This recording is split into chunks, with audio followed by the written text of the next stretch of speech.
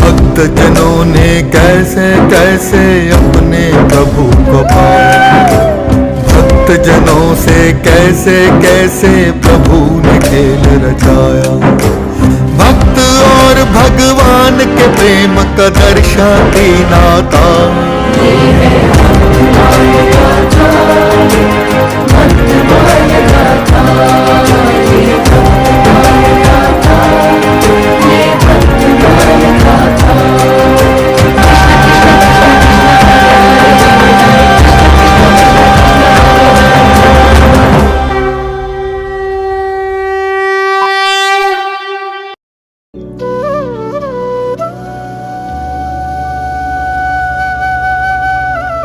हे शिव शंकर,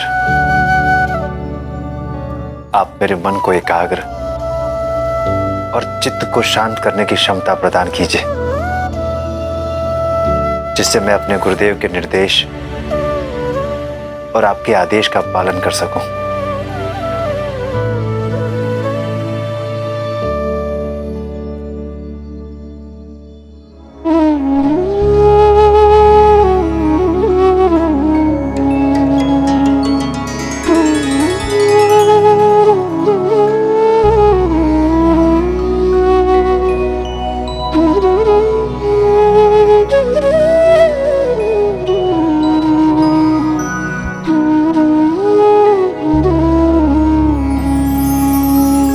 किया ध्यान शिवनाथ का,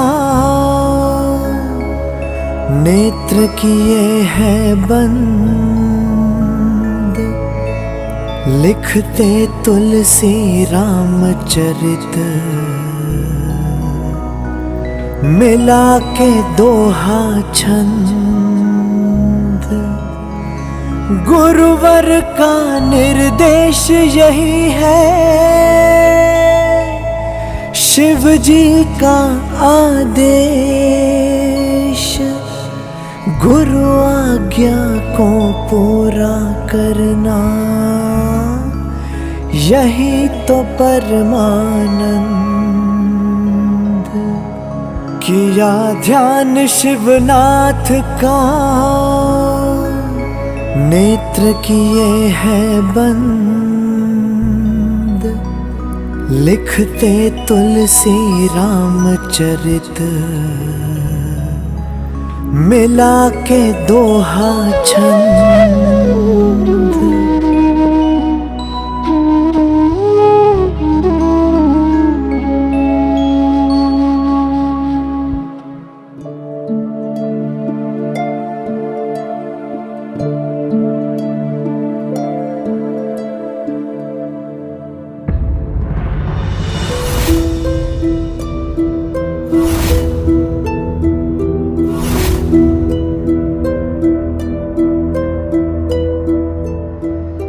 ऐसा कैसे संभव है? रात्रि में मैंने रामचरित के हस्तलिखित ताम्रपत्र यहीं रखे थे, कहीं दिखाई नहीं दे रहा है।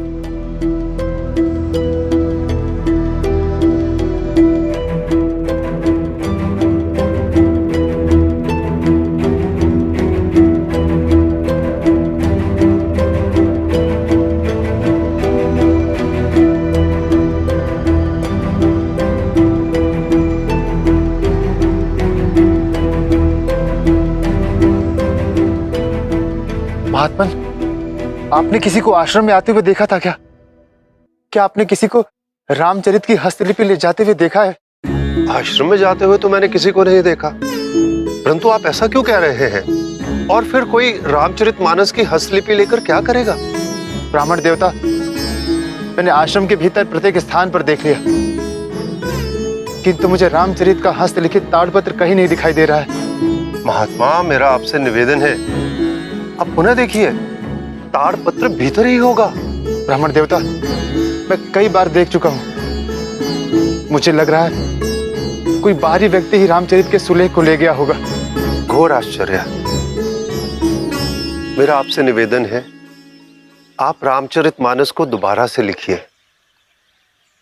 कोई भी आपका सुलेख चुरा सकता है, परंतु आपकी विद्या और ज्ञान नहीं। आप उचित कह रहे हैं विप्रदेव।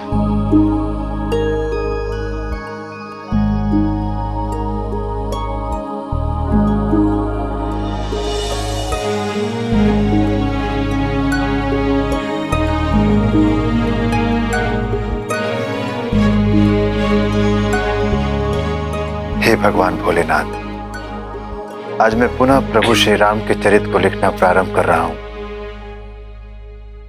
मुझ पर अपनी कृपा बनाए रखिए। ओम नमः शिवाय।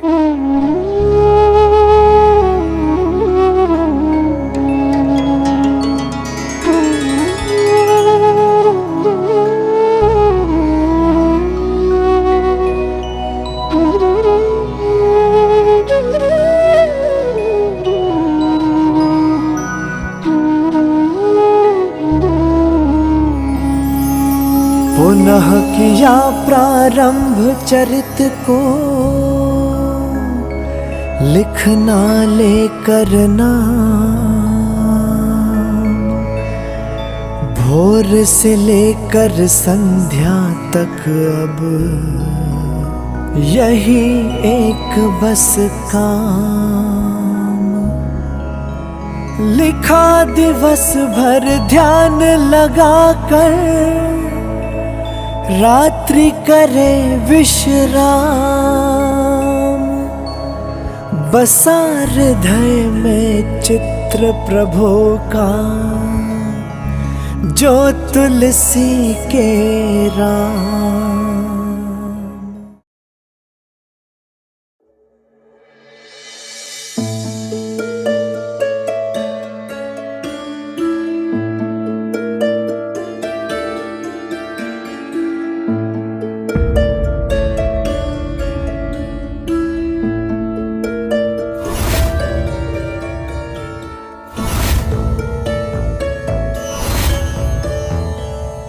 हे मेरे राम, मेरी हस्तलिखित प्रतिलिपियां कहां चली गई?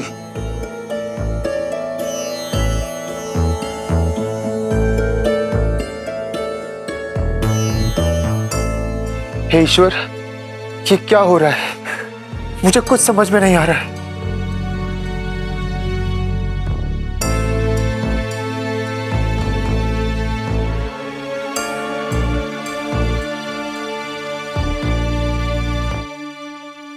किंतु ऐसा कैसे हो सकता है? कहीं कोई मेरी हस्तलिपि की चोरी तो नहीं कर लेता है? कदाचित मैं कभी कुंडी नहीं लगाता, तो कोई रात्रि में आकर ले जाता होगा। आज से मैं कुंडी अवश्य बंद करूंगा।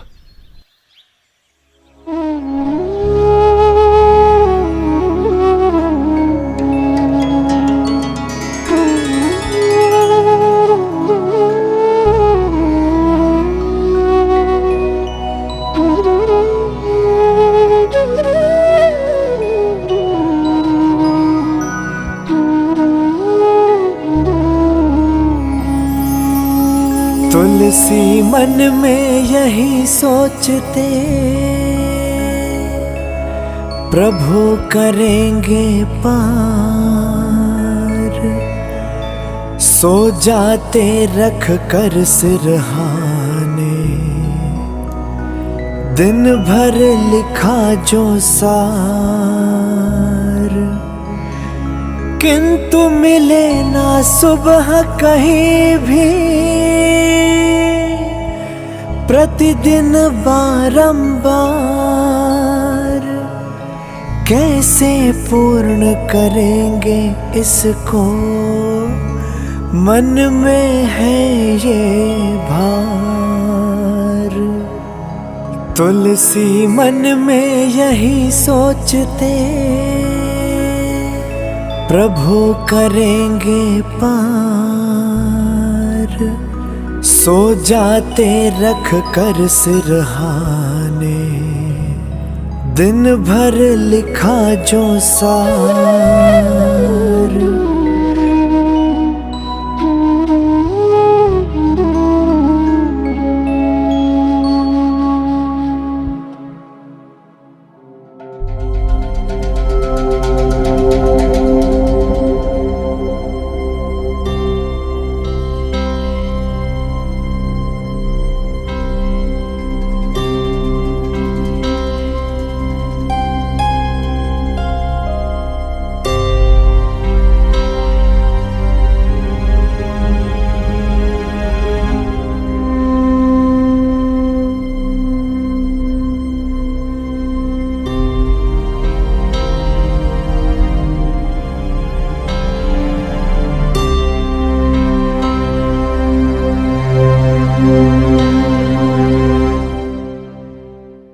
आज तो मैंने कुंडी भी बंद कर दी है।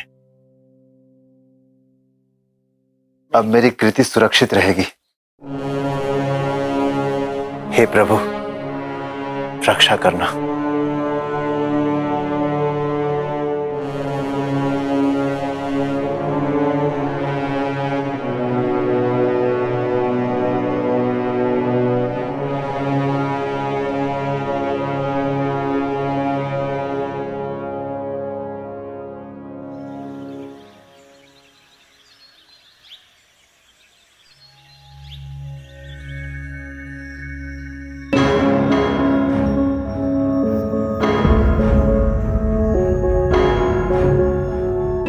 घोर आश्चर्य,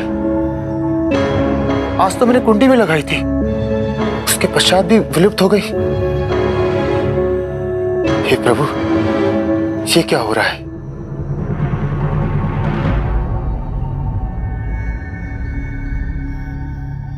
अब चाहे कुछ भी हो जाए, मैं प्रभु श्री राम के चरित्र को बारंबार लिखता रहूंगा।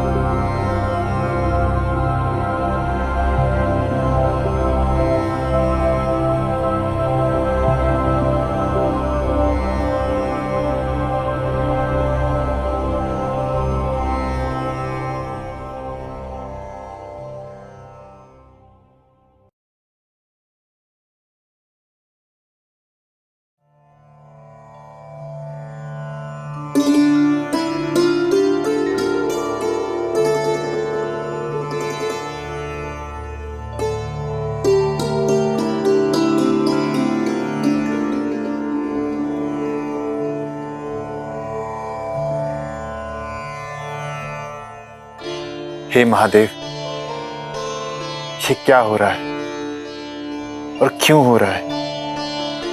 मुझे कुछ समझ नहीं आ रहा है। मेरी दुविधा दूर कीजिए महादेव।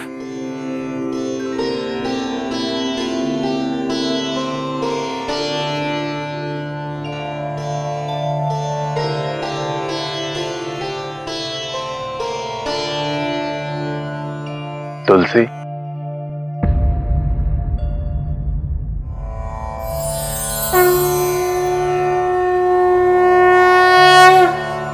प्रणाम प्रभु। जीते रहो पुत्र तुलसी, सदा सुखी रहो। हे प्रभु, मैं तो सदैव आपके ही ध्यान में रहता हूं, किंतु मैं समझ नहीं पा रहा हूं। आपके ही आदेश पर मैंने श्री रामचरितमानस लिखना प्रारंभ किया है।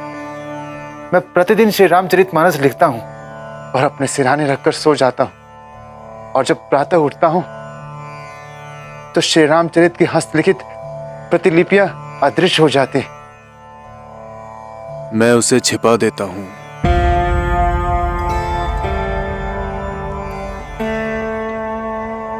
किंतु प्रभु, आप ऐसा क्यों कर रहे हैं? मैंने तो आपके ही आदेश पर प्रभु श्री राम के चरित्र को लिखना प्रारंभ किया है। यदि इसमें कोई त्रुटि है तो कहिए। इसमें मेरा क्या दोष है प्रभु, आप मुझे बताइए। तुमसे कोई त्रुटि नहीं हुई है तुलसी। मैं तुम्हारे द्वारा रचित रामचरित्र इसीलिए छुपा रहा हूं क्योंकि तुम इसे संस्कृत में लिख रहे हो।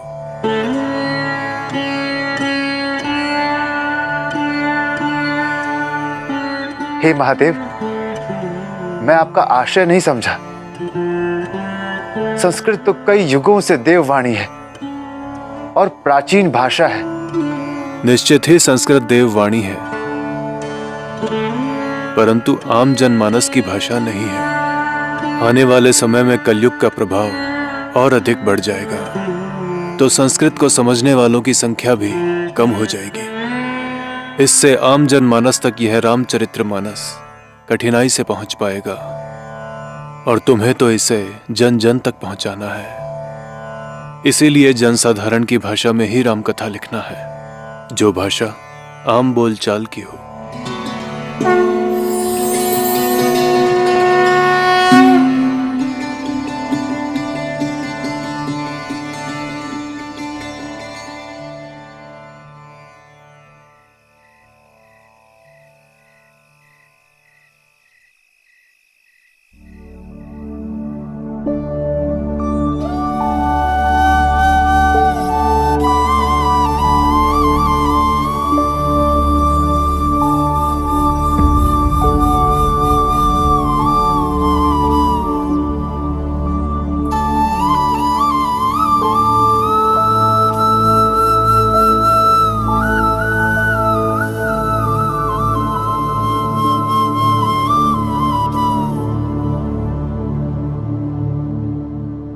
मैं समझ गया।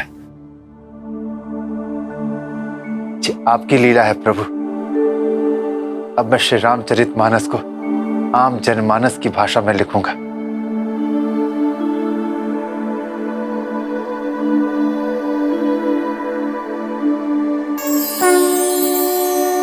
प्रभु, आपको बारंबार प्रणाम। प्रभु, मैं कितना सौभाग्यशाली हूं कि परम पिता शिव और माता अन्नपूर्णा अपने पुत्र को दर्शन देने आए हैं।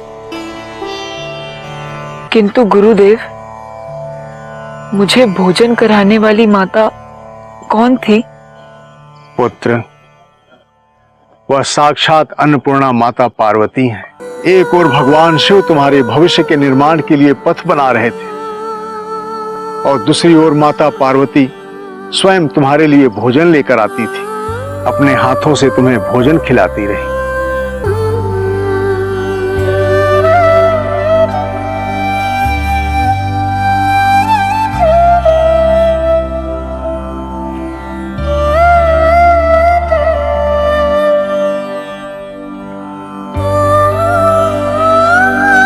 अपने इस संपूर्ण जीवन में मैं शिवजी को अपना परम आराध्य मानूंगा, और माता पार्वती मेरी माँ है। आपने मुझे साक्षात दर्शन देकर मेरा जीवन धन्य कर दिया। कहीं मैं स्वप्न तो नहीं देख रहा हूं? नहीं तुलसीदास, तुम इस समय यथार्थ में हो, और यही सत्य है। और हमने जो स्वप्न में तुमसे कहा, वह भी उतना ही सत्य है।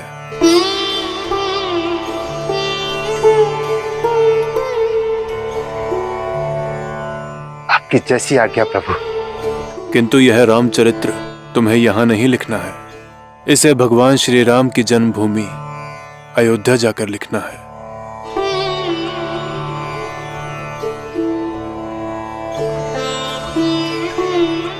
जो आज्ञा भगवान। किंतु एक असमंजस है। कैसा असमंजस तुलसी? हे महादेव, आपके आदेश अनुसार मैं प्रभु श्री राम के जीवन गाथा को आम जनमानस की भाषा में लिखूंगा, किंतु ये मान्य होगी या नहीं, इसकी मुझे शंका है। क्योंकि प्राचीन काल से लेकर आज तक जितने भी ग्रंथ, पुराण, शास्त्र लिखे गए हैं, वो देववाणी संस्कृत में ही लिखे गए। तुलसीदास, देवभाषा संस्कृत में तो भगवान श्री राम का चरित्र त्रेता युग में महर्षि वाल्मीकि पहले ही लिख चुके हैं। तुम्हें रामचरितमानस को जन जन तक पहुंचाना है, उसका प्रसार पूरे संसार में करना है। इसीलिए तुम्हें प्रभु श्री राम के चरित्र को आम बोलचाल की भाषा में ही लिखना है, जो सरल और स्वाभाविक हो। हाँ पुत्र, श्री राम का चरित्र तुम्हें इस प्रकार लिखना है कि मनुष्य रामचरितमानस को पढ़ के उसे समझ सके तथा उसे अपने जीवन में उतार ले, तभी उसका कल्याण होगा। आम भाषा में ही रामचरित का प्रचार और प्रसार संभव है पुत्र। जो आज्ञा माता। मैं तुम्हारी शंका का निवारण भी कर देती हूँ और तुम्हें आशीर्वाद देती हूँ। सामवेद ऋचाओं का जितना महत्व है, उससे भी अधिक महत्व तुम्हारे द्वारा रचित रामचरित को मिलेगा। हम तुम्हें आशीर्वाद देते हैं तुलसीदास। तुम्हारे द्वारा रचित भगवान श्री राम के जीवन चरित्र से समस्त संसार में तुम्हारा यश फैलेगा। किंतु अभी रचना प्रारंभ करने की आवश्यकता नहीं है। पहले तुम अयोध्या जाओ। समय आने पर इसकी प्रेरणा तुम्हें स्वयं ही मिल जाएगी।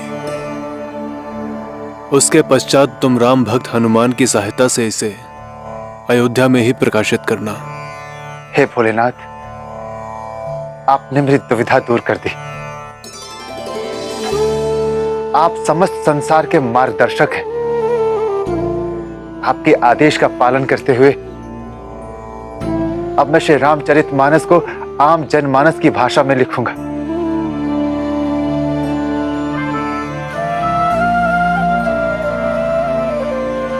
आपको कोटि कोटि नमन महादेव, कोटि कोटि नमन।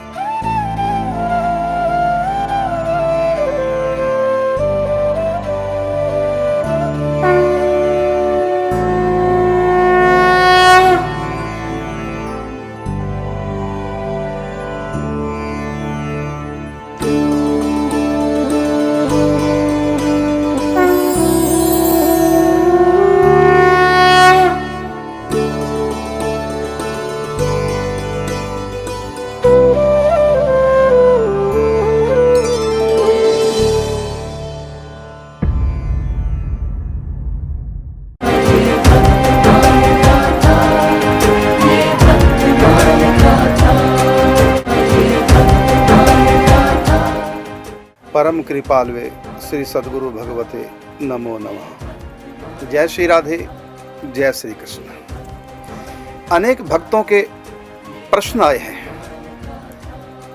कि श्री हनुमान जी ने गोस्वामी तुलसीदास जी को काशी जी में दर्शन दिए, और जब उन्होंने राम दर्शन की इच्छा प्रकट की वरदान स्वरूप, तो हनुमान जी ने कहा चित्रकूट जाओ, वहां राम जी के दर्शन होंगे।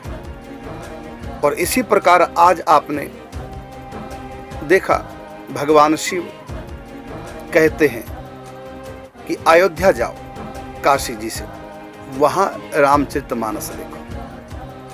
ये कारण क्या है? ये दोनों कार्य काशी जी में भी तो हो सकते थे। इसी प्रकार भागवत जी में देवऋषि नारद जी वन के मध्य मिलते हैं ध्रुव और कहते हैं मधुबन में जाओ, वहां तप करो। इसका कारण क्या है? जिसमें उपदेश दिया था वो वन ही तो था, वहीं बैठ के ध्रुव भक्ति कर सकते थे, लेकिन कहा मधुबन जाओ। इधर शंकर जी कह रहे हैं अयोध्या जाओ, इधर हनुमान जी कह रहे हैं चित्रकूट जाओ। इसका कारण क्या है? बहुत बड़ा रहस्य है इन स्थानों का, क्योंकि जिस स्थान पर हम कोई भी क्रिया करते हैं, वाचिक मानसिक चाहे शारीरिक, उस स्थान का भी उस क्रिया पे प्रभाव पड़ता है। इसलिए हम लोग तीर्थों में जाते हैं। अब आप घर में दान कीजिए और तीर्थों में जाकर दान कीजिए, 100 गुना अधिक फल मिलेगा, क्योंकि वहां का प्रभाव। इसी प्रकार रास हुई थी कुरुक्षेत्र में, तो श्री कृष्ण कहते हैं राधा रानी से, आप भी वही, मैं भी वही, मेरी सखियां भी वही, रास भी वही। तो जो आनंद वृंदावन की रास में था, यहाँ क्यों नहीं आया? तो राधा रानी कहती है प्यारे सब कुछ वही है, लेकिन ये कुरुक्षेत्र है, वो वृंदावन है। मतलब क्रिया के ऊपर स्थान का असर होता है। तो काशी से क्यों भेजा गया? तो हनुमान जी ने इसलिए भेजा कि काशी जी से जाओ चित्रकूट, क्योंकि चित्रकूट भगवान 13 वर्ष रहे लगभग। और किस लिए चित्रकूट में रहे? समस्त तपस्वियों को, साधु संतों को दर्शन दे करके उनका जीवन कृतार्थ करने के लिए। तो मुख्य लीला चित्रकूट की यही है कि भगवान ने सबको दर्शन दिए और जितने भी संत थे सबके मन में भाव, हम राम जी के दर्शन करेंगे, राम जी के दर्शन करेंगे। तो राम जी के दर्शन करने 13 वर्ष तक हजारों संत आते थे। तो उस स्थान पर दर्शनों के लिए जो संत लालायित रहते थे वो परमाणु अब भी वहां है।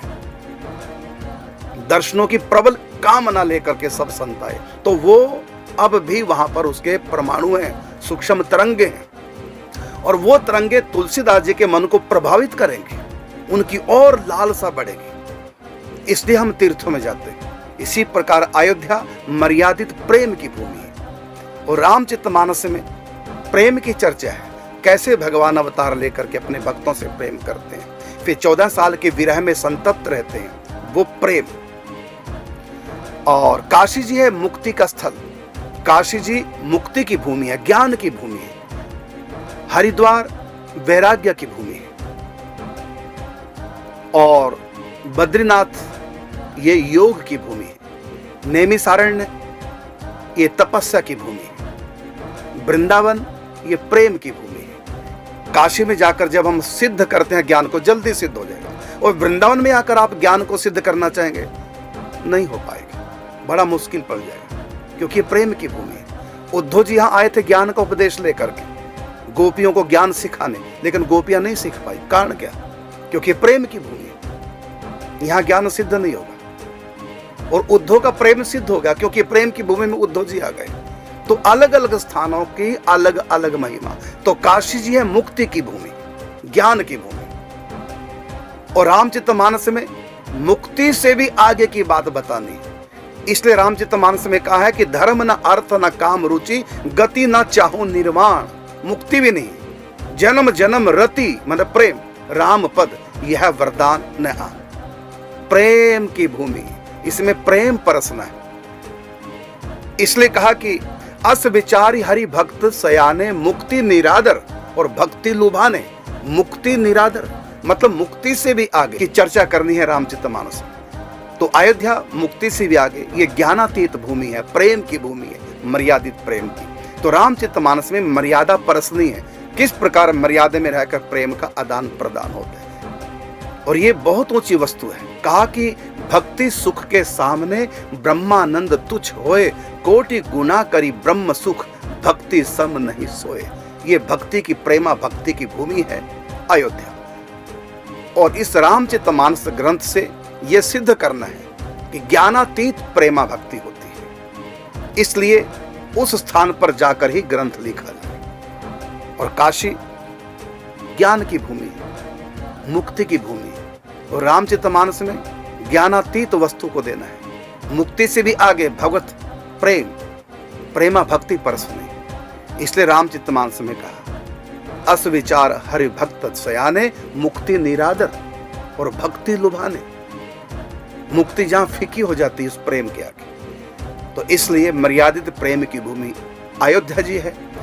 इसलिए भगवान शिव कहते हैं रामचरितमानस वहीं लिखो, क्योंकि जिस स्थान पर जो कार्य होता है उस कार्य में सहयोग मिलता है उस स्थान का। ये आपके प्रश्न का उत्तर है, जो कि आपने कई बार पूछा कि हनुमान जी ने चित्रकूट में क्यों भेजा दर्शन करने के लिए, काशी में भी तो हो सकते थे। और आज भगवान शिव ने गोस्वामी तुलसीदास जी को अयोध्या क्यों भेजा कि वहां लिखो, ये कार्य वहां होगा, वो आपको उत्तर दिया है। और दूसरी बात, गोस्वामी तुलसीदास जी संस्कृत में लिख रहे थे रामचरितमानस, और भगवान शिव प्रत्येक रात्रि को आते, लिखा हुआ पर्चा चुरा लेते, भोजपत्र चुरा लेते, और अंत में रहस्य उद्घाटन किया भगवान शिव ने प्रकट होकर के।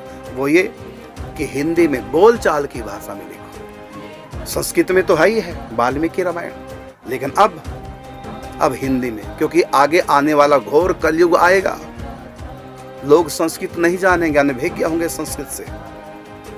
तो आप बोलचाल की भाषा में लिखो। और माते श्री पार्वती जी ने कहा जिसकी कीर्ति फैलेगी, यश फैलेगा आपका भी, इस कथा का भी, घर घर में कथा होगी। तो भगवान शिव पार्वती जी का वरदान है इस ग्रंथ का, इसलिए सबको पढ़ना चाहिए। और इसमें प्रेमा भक्ति परसी गई है। सनातन की एक साधना है प्रेमा भक्ति।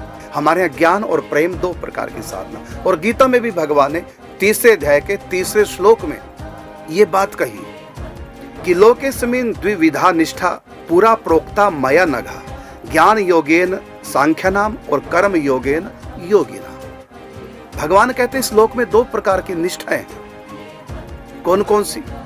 कहा कि ज्ञान योगेन सांख्यानाम, मतलब ज्ञान योग की उपासना, और कर्म योगेन योगिना, ये भक्ति की उपासना। तो काशी जी ज्ञान की भूमि है और अयोध्या भक्ति की भूमि है। तो सनातन धर्म के 2 परंपराएं हैं, ज्ञान और भक्ति। रामायण में भक्ति को परसना है, प्रेम को परसना है। इसलिए अयोध्या जो मर्यादित प्रेम की भूमि, वहां इस ग्रंथ को लिखना है, क्योंकि स्थान का प्रभाव क्रिया पे पड़ता है, ये नियम है। ये आपके प्रश्न का उत्तर। अब आपको मिलेंगे ठीक 15 मिनट के बाद प्रतिदिन की भांति चरण छाया YouTube चैनल पर आपके प्रश्नों को लेकर। तब तक के लिए चाहेंगे आपसे अनुमति। जय श्री राधे।